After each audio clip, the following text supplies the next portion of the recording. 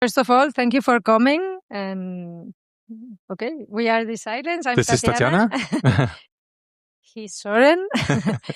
And it's like we are working together since 2005. Yeah. And we do all kind of, immersive works and mappings and all this kind of, no? We started wow, it's really loud. Yeah. We started doing or tried to do motion graphics outside the normal screen back in 2005 with, whatever resolutions and frame rates and computers was possible back then, and real-time motion graphics. Vidging and stuff like that. And even Flash. I can speak a lot about Flash. I know this is probably a bit too late for that, but so let's move on from that. Yep. And in fact, it's an honor for us to be in a place like that, because it's like a bit of a dream come true, no? Because normally that we do not commercial things, but we do things in theater, we do visual scenography or immersive venues and all that. And for us, we really wanted to place our work in a digital gallery, but they don't exist almost since Load was here. And thank you again for letting us be here with our Paramnesico. No, and we explain a bit what it's Paramnesico. Yeah. See? So yeah, the backstory is really from an immersive project or exploration 3 years ago, I think. Yep. For an immersive festival in Germany. And it was basically meant for, we did some research. Maybe you more than me, I don't know. And you came up with this fantastic concept about, trying to translate dreams and looking deeper into it, like this concept of where you have a hard time distinct what is reality from dreams. Yeah, it started a bit like a game. Like we started to write on all our dreams, and then we chose some, and we did a sequence, a plano secuencia, no? With constant, moving sequence, for the immersive venue, and it was quite fun and quite it revealed a lot of. Maybe it started like a game, but then afterwards it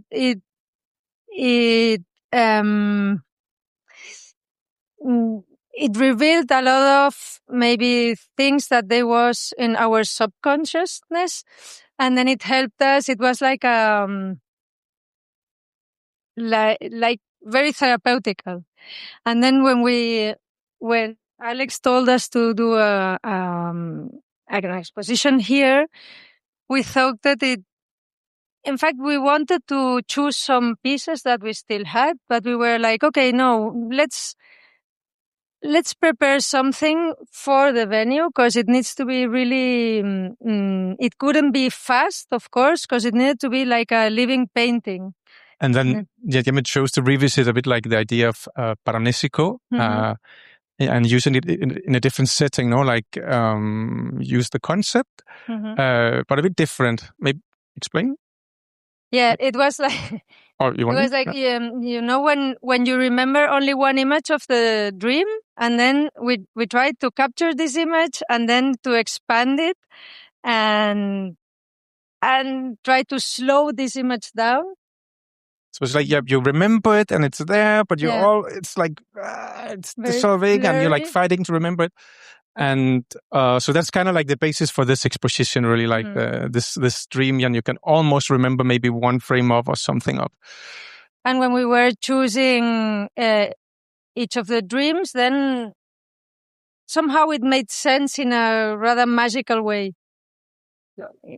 Each of the paintings. So maybe we should do a little bit of a backstory as well, because since 2020, I guess we've been exploring more we've been programming in the past and using coding and or other generative tools.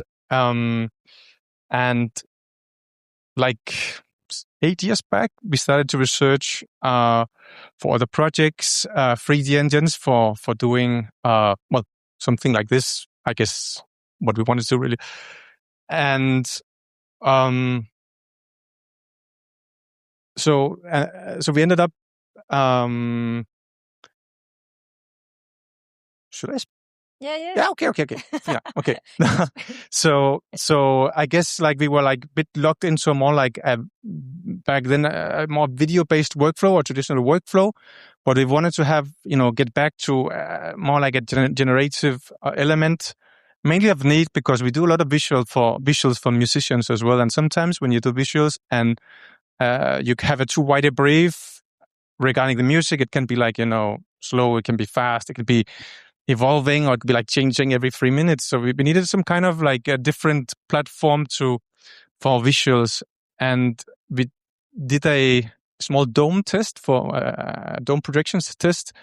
And after using or trying different 3D engines, and because we didn't want to code from scratch anything ourselves, because we also have to, I don't know, live, eat, send invoices. But we ended up trying one named Notch that have become our centerpiece. It's like we have like a set of different pieces of software. Basically, what we like to do a lot is like from our VJ days, like we still like to embrace, analyze and extract, emotional elements from video live, like color, movement, and then convert it into a point cloud or into a particle system or into something that lives in 3D space, that then we can somehow mix it live and connect with the music in a more, closer way. And it can be like with, we have been exploring with, with tracking, with trackers, with any kinds of inputs, really. And it has ended up being like our visual instrument. So we have like a big set of iPads and computers and stuff. And then we can like record real time all the changes we do in all the controllers and iPads. And then we can revisit, and we can change keyframes. And the good thing is, like, we also wanted a tool that could. This is getting a bit technical, no? Never mind. I heard something. I wanted to hear something about technical stuff. Well, I just 2 minutes more, and then I stop. So we also wanted a platform that, somehow was resolution independent, that we could do like 2D, 3D. It would work for video mapping. It would work for immersive rooms. It would work for any kind of format we could think of. And at the same time, somehow be able to, real time see it visualized when we are in the studio preparing things in maybe lower resolution. But if you have to export things in really high resolutions for any kind of setting, it's possible as well. Yeah, and it's like live painting. It's very intuitive, and then we can create this kind of, because I come from painting, and then what I really like is what I always wanted is to find a way to paint with video. And back then, for 30 years ago, it was almost impossible to paint with video. And then after, when we build up this tool, then after that we started to really, I felt like we really paint with video, because these textures, and it's like oil when you mix oil, but live, and I think it's quite interesting now. We are really happy with the result. And I guess for these, actually the first, like, longest way, in the entrance, that was like the first test for this exposition, and that's kind of like the painting or the digital painting that changed our mind to like do everything new. We did a test, and we were like, okay, it looks nice, but all the textures, this light, the streaks and the inky things coming out, they're actually moving in real time really fast. So we're like, okay, what happens if we like somehow export it in 500 frames per second? And then this came out. We're like, okay, we have to do everything like that. And then we also had like this feeling like if the loop point or if it loops like every 2 minutes or 1 minute, you kind of like lose a bit the magic. So all the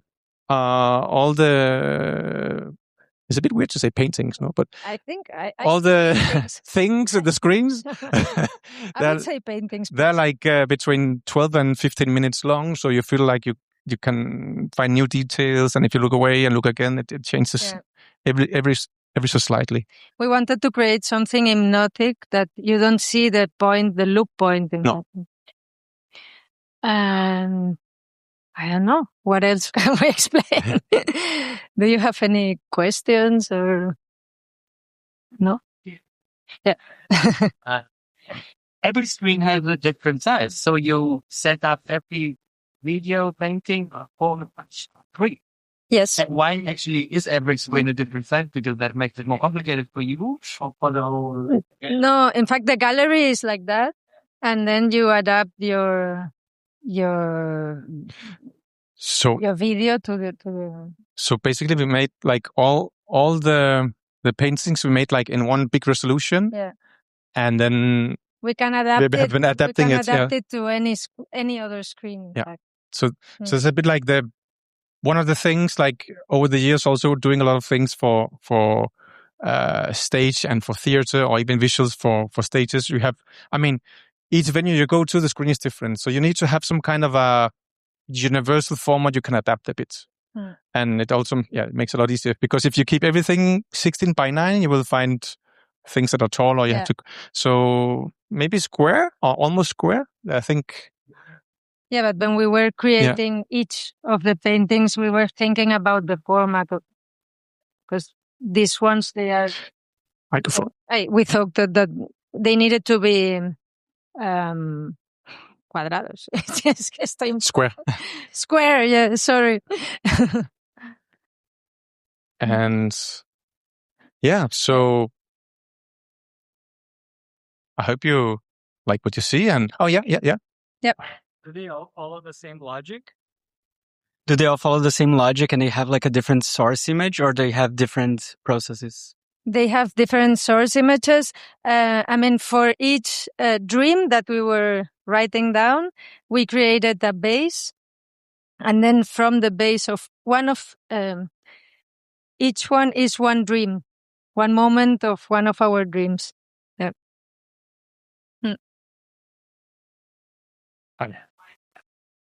Why would you give names for each of the... Yeah, they have names. Yeah? Send them the names. Do you want to send the names? No. No, it's okay. No. But you can see the names in the cards and all. And when we choose the names, in fact, everything made sense. To us. To us, yeah. Through our process, So. Yeah. And in the moment that we were in our life. Yeah. Mm-hmm. Yep. So, yeah. Oh, well, yeah. Hey. Yeah. Take one over here. Yeah. Again? Are they good dreams or nightmares? Good dream. That's up to you to decide. So.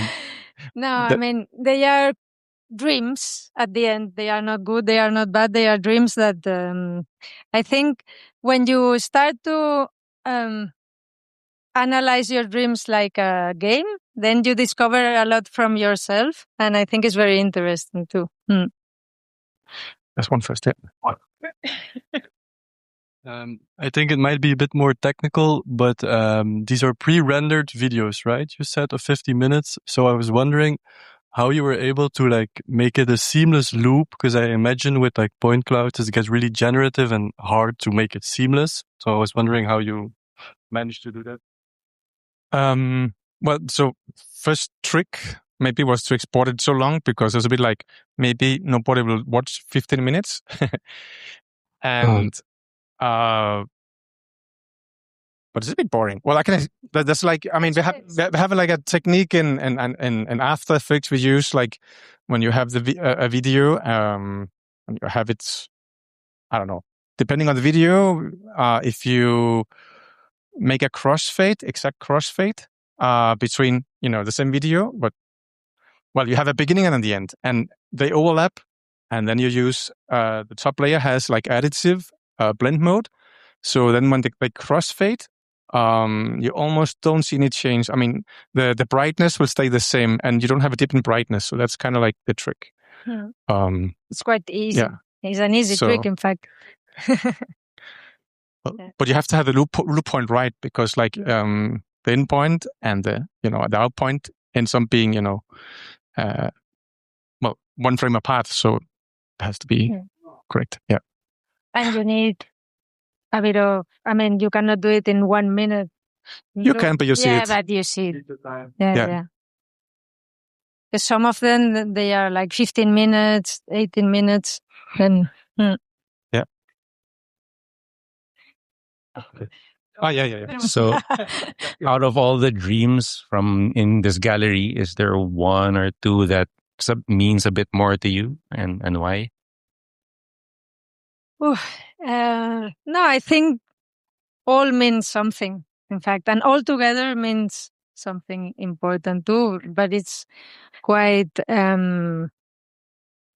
intimate. And then what we like too is that you can see wherever you feel and wherever you like. We don't like to explain what we feel when we do it, because I think it's nice that everybody feels something different. It's like an abstract painting at the end, but it comes all from our dreams. Yeah.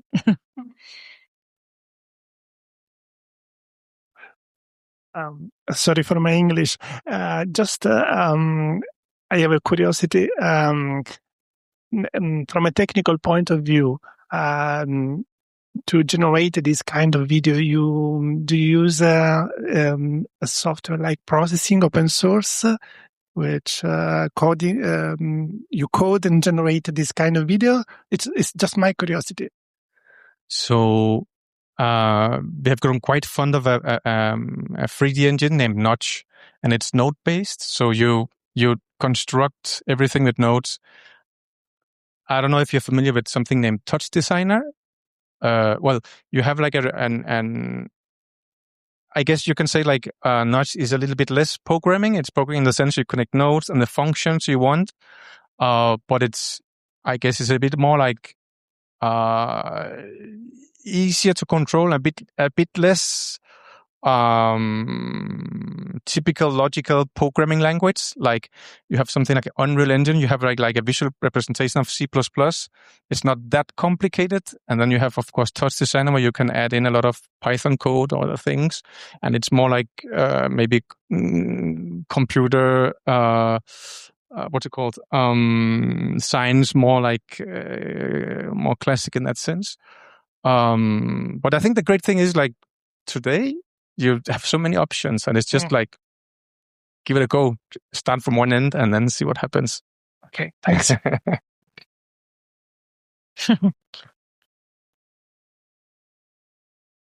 Hi guys, super exciting exhibition. Congratulations.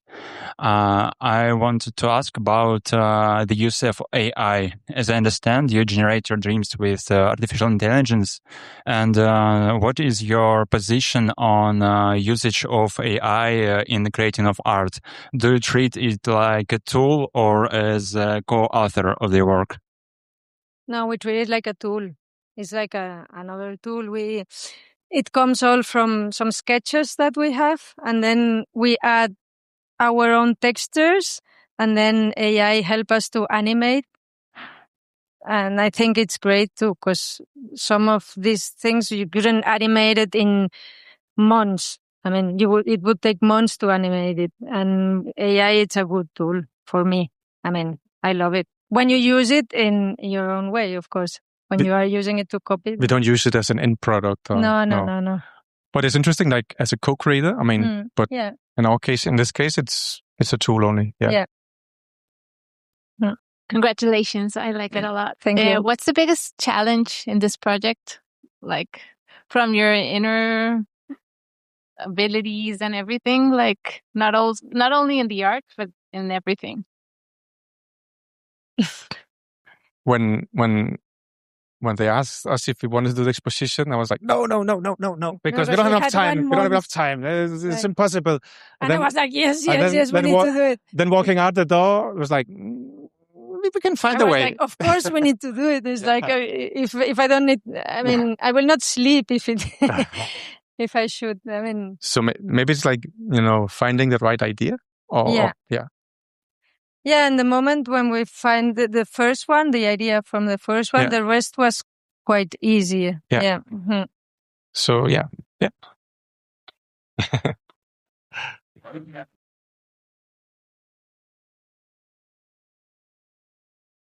Okay. Thank you, everyone. I just want to say that these are for sale. Someone has to say it. This is a gallery. They sell art, and it's fantastic. So thank you very much for coming, and thank you, Desilence, for giving us this talk. Thank you for coming.